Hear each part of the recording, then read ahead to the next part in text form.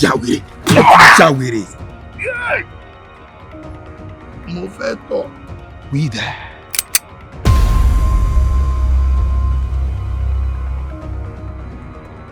News reaching us on the hub is that the Majafafa Medium Prison has lost an inmate to the general public. The inmate, by the name Abdurrahman Anishere, is at large currently after his cell was found padlocked. How this mysterious escape happened cannot be explained.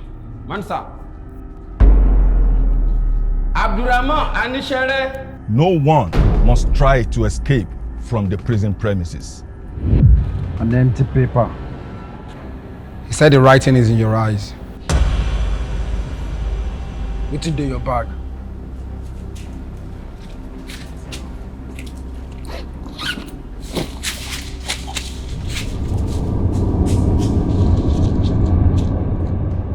Na fake gun. Hey Joe, no. Please, I will come in. Just take it easy.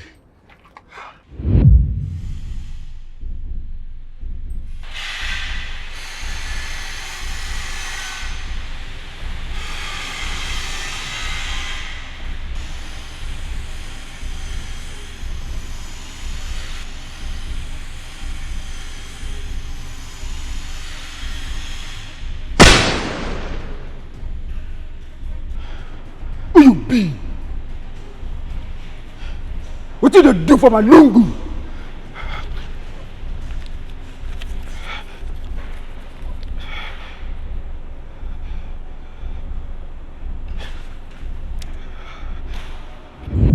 I like you a lot. But the mafia go fear on me.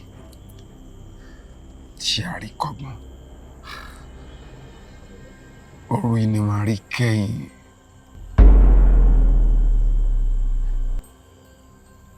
Nílé ayé.